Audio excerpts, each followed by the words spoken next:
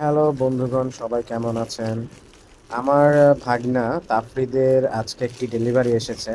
ও একটা ঘড়ি অর্ডার দিয়েছিল, স্মার্ট ওয়াচ। ভালো মতন খোলো।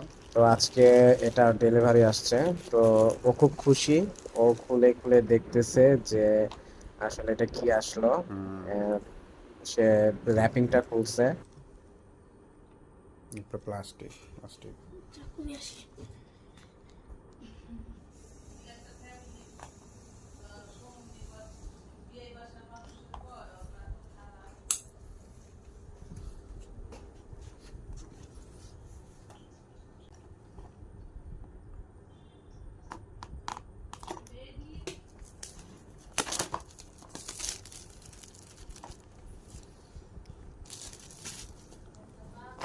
আস্তে।